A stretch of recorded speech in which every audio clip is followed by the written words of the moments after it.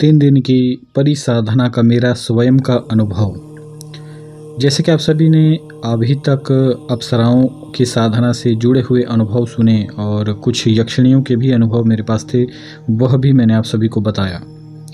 लेकिन आज के इस स्पेशल वीडियो में मैं आज आप सभी को परिसाधना से जुड़े हुए मेरे स्वयं के अनुभव आप सभी को बताने जा रहा हूँ।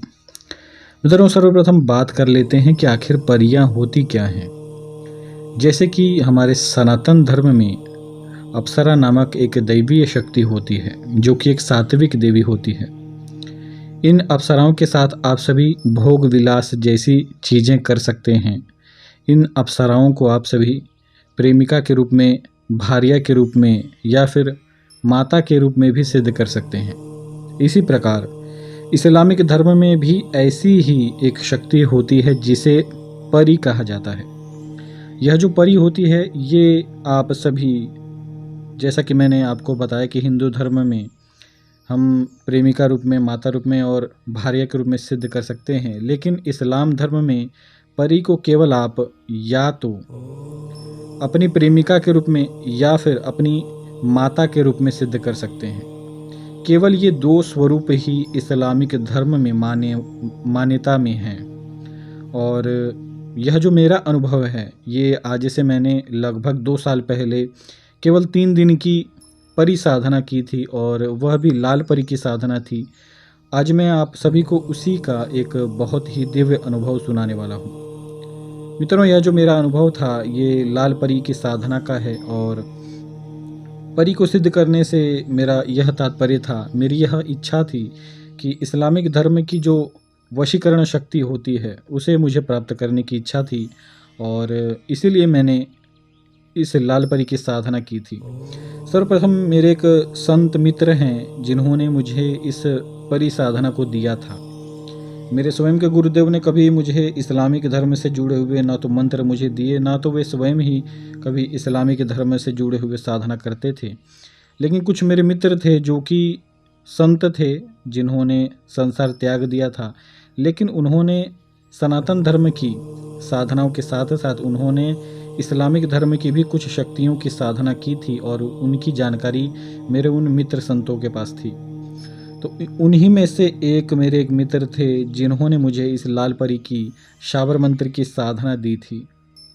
और उस समय तो मैंने इस साधना को नहीं किया था, लेकिन जब मेरी इच्छा हुई कि भाई मुझे इस्लामिक धर्म की जो वशीकरण की शक्ति होती है, उसे भी प्राप्त करना चाहिए। क्योंकि क्या होता है मित्रों, हमारे सनातन धर्म में वशीकरण जैसी जो शक्तियाँ होती हैं, वह तो कार्य करती ही हैं, लेकिन इस्लामिक धर्म की वशीकरण की शक्ति बहुत ही तीक्ष्ण होती है। यही कारण था कि मुझे भी इस्लामिक धर्म की एक शक्ति को प्राप्त करने की इच्छा हुई थी, और फिर मैंने लाल परी की साधना करने का निर्णय लिया।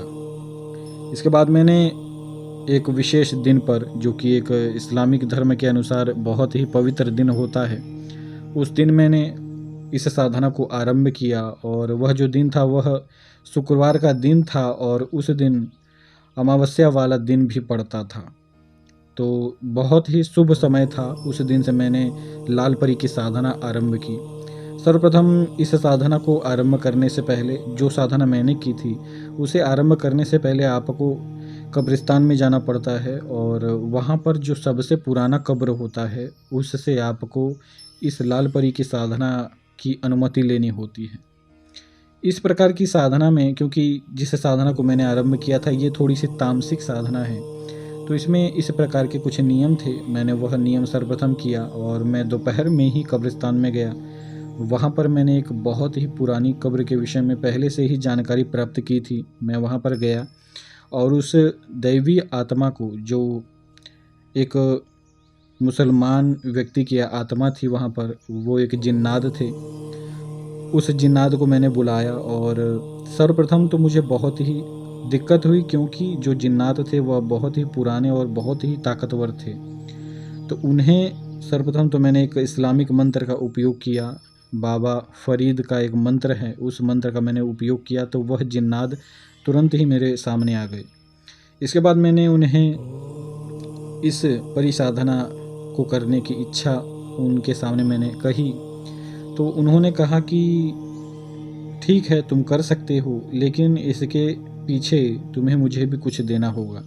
यहाँ पर मैंने उन्हें एक भोग समर्पित किया और भोग देने के बाद उन्होंने फिर मुझसे यह भी कहा कि जब जब ये परी तुम्हारे सामने प्रत्यक्ष हो जाएगी, उसके बाद तुम्हें आकर मुझे थोड़ी सी मदिरा भी भेंट स्वरूप में देनी पड़ेगी। तो ये उस शक्ति से, उस जिन्नात से मेरी थोड़ी सी वाद विवाद हुई।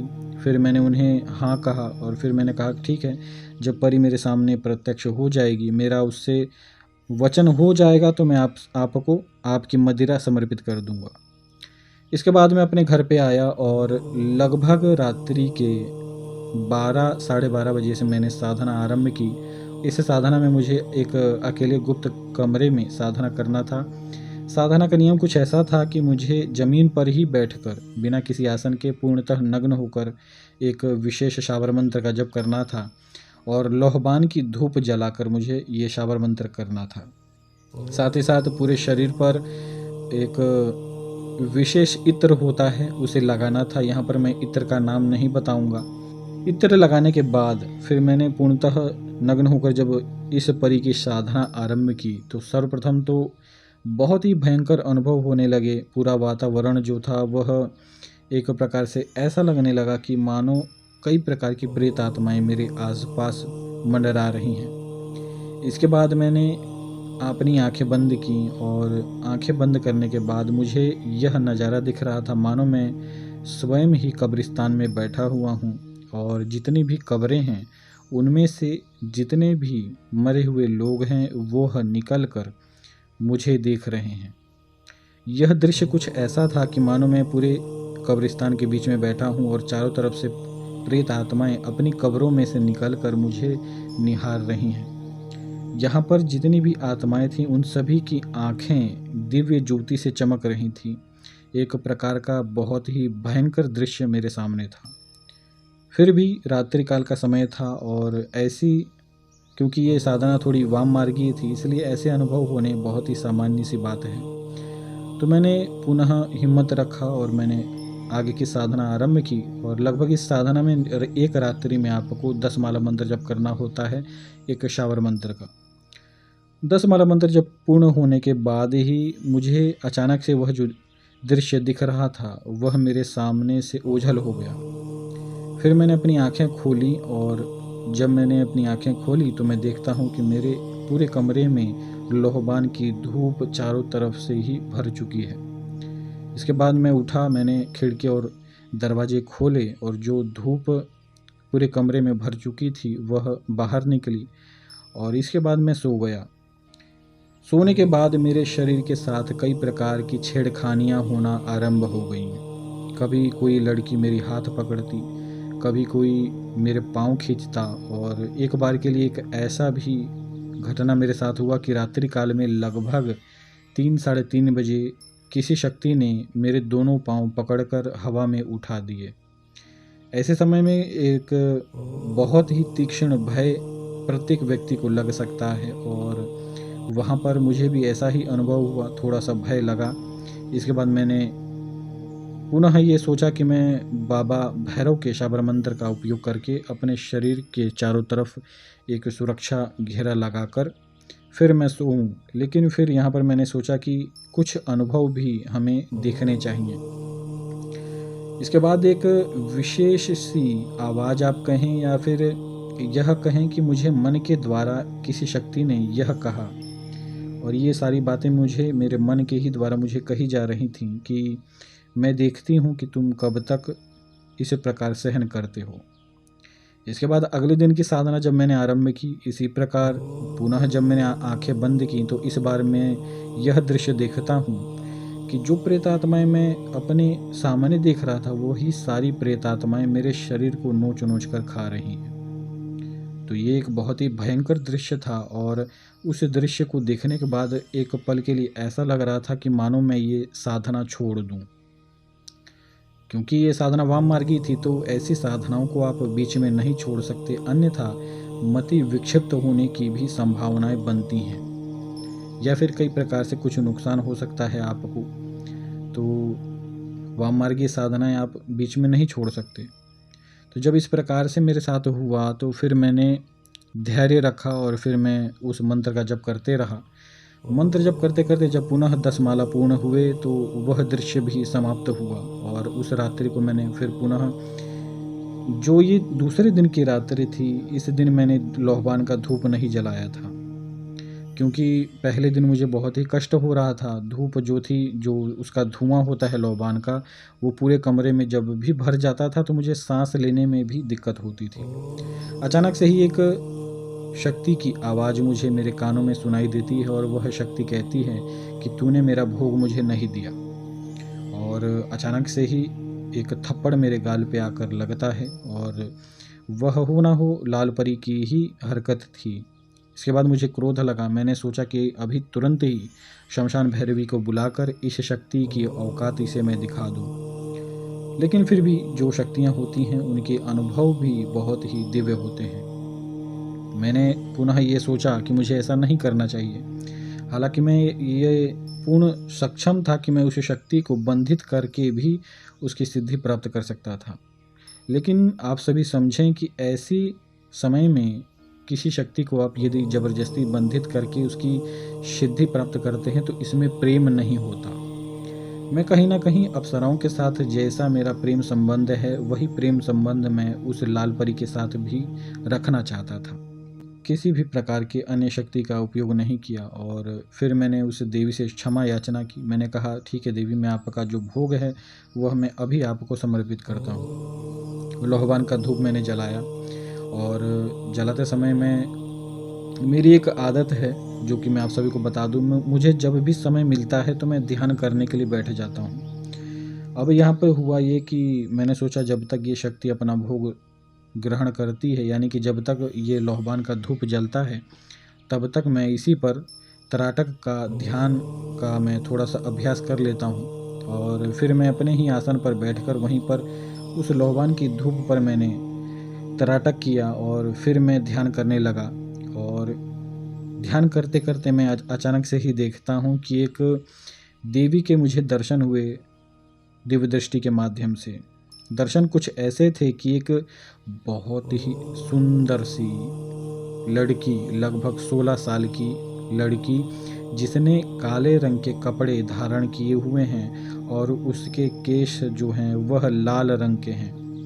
उसके आँखों में सुरमा लगा हुआ है और उसके शरीर से एक दिव्य कांति सी झलक रही है।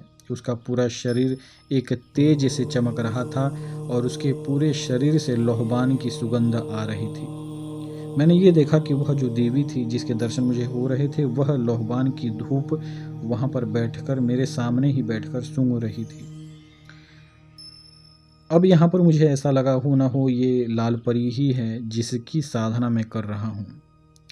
अचानक से ही उस देवी ने मेरी तरफ जब देखा तो वह जो मेरी ध्यान की अवस्था थी वह अचानक ही टूट गई। ध्यान की अवस्था टूटते ही मुझे ऐसा लगा कि हो ना हो उस परी ने ही यह चाहा है कि मैं उसे न देखूं। इसके बाद मैंने उस दिन के जो उसका भोग जब समाप्त हुआ तो मैं उसी कमरे में सो गया। रात्रि काल में मेरे साथ पुनः छेड़खानी होने लगी और इस बार का यह जो छेड़खानी थी ये लगभग एक प्रकार से कामुकतापूर्ण थी। वह परी मेरे साथ पूर्णतः संभोग करना चाहती थी। वह कभी लिंग को पकड़ती थी तो कभी हाथ को पकड़ती थी, कभी चुम्बन लेती थी। तो इस प्रकार की घटनाएं पूरी रात्रि चलती रहीं। साथ ही साथ मन में भी गंदे गंदे दृश्य दिखाई देते थे आंख बंद करने पर और गंदे ख्याल मन में आते थे। लेकिन क्योंकि ये साधना थी तो इस साधना काल में अपने आप पर पूर्ण नियंत्रण भी रखना बहुत ही आवश्यक होता है।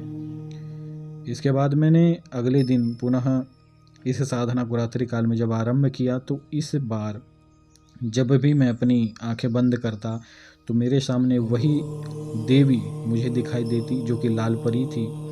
जिस दृश्य को मैंने पहले, यानी कि मतलब जिस दृश्य को मैंने दूसरे दिन देखा था, वही दृश्य वाली देवी मुझे आज तीसरे दिन की रात्रि में ध्यान में दिखाई दे रही थी।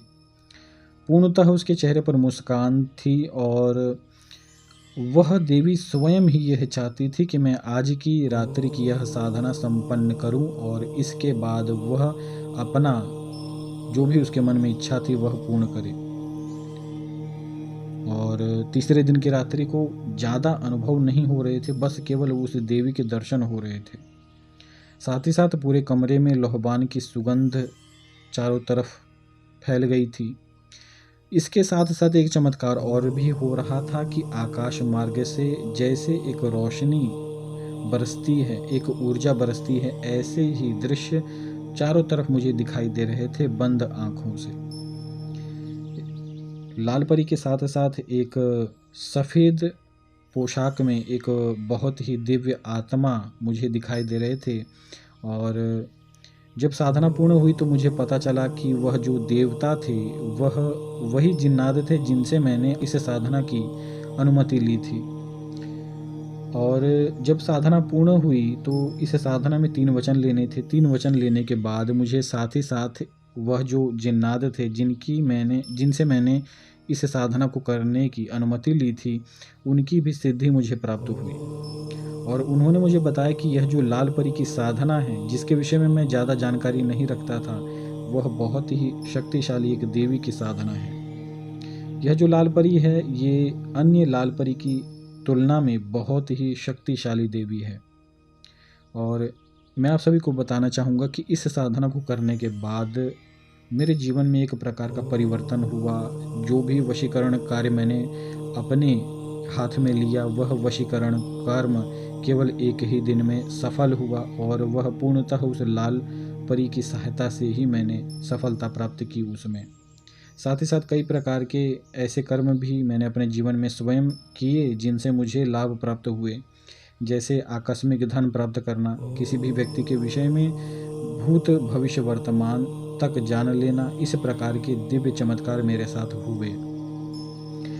और एक विशेष घटना भी हुई कि इस लाल परी की सहायता से आप किसी भी व्यक्ति के पारिवारिक जीवन में चल रही पुरानी से पुरानी समस्या को आप सभी हल कर सकते हैं। जैसे कि किसी के दादा परदादा ने अपने काल में किसी देवता को लाया हो और वह देवता के विषय में आप नहीं जानते हो, तो ऐसे विषय में भी यह परिपूर्णतः आपको जानकारी देती है। आकस्मिक धन कैसे आपको प्राप्त हो सकता है, जमीन में गड़ा हुआ धन आपको कैसे मिल सकता है, किसी भी व्यक्ति के विषय में भूत भविष्य वर्तमान आप सभी इस लाल परी की सहायता से जान सकते हैं। वशीकरण जैसे कर्म आप एक ही दिन में सफल कर सकते हैं इस लाल परी की सहायता से। किसी भी महिला को आप सभी अपने प्रति आकर्षित कर सकते हैं इस लाल परी की शक्ति की सहायता से।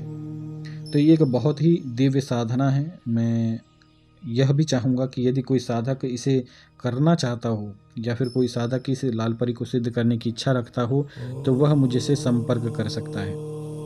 यह जो शक्ति है, ये बहुत ही दिव्य, एक बहुत ही शुद्ध चरित्र वाली और एक पूर्ण कांतिवान देवी है, जिसे देखकर ऐसा लगता है मानो संसार की संपूर्ण सुंदरता उसमें समाहित है।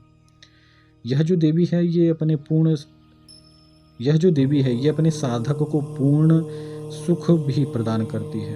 आप सभी इस देवी को प्रेमिका के रूप में सिद्ध कर सकते हैं और मैंने इस देवी को प्रेमिका के रूप में ही सिद्ध किया हुआ है। तो यदि आप सभी लाल परी की इस साधना को सिद्ध करना चाहते हैं तो आप सभी मुझसे संपर्क कर सकते हैं। पूर्ण साधना 3 दिन की है और 3 दिन की साधना आप सभी को करवाई जाएगी। कोई सात्विक रूप में भी करना चाहता है तो सात्विक रूप में इस परी की साधना 11 दिन की है। 11 दिन की साधना भी आप सभी कर सकते हैं और ये परी की सिद्धि आप सभी को प्राप्त हो सकती है 100%। तो आज के लिए इतना ही। यदि आप सभी इस चैनल पर नए हैं तो कृपया इस चैनल को सब्सक्राइब करें, वीडियो को लाइक करें, शेयर करें और ज़्यादा से ज़्यादा इस वीडियो को शेयर करें ताकि लोग इस चैनल से जुड़ सकें, सभी को लाभ प्राप्त हो सके। सनातन धर्म की सदा ही जय हो। और शक्तियों के मामलों में सभी शक्तियों का यदि आप आदर करेंगे, सभी को एक दृष्टि से देखेंगे तो आपको रिद्धि सिद्धि जल्दी प्राप्त होती है। तो आज के लिए इतना ही। जय श्री महाकाल।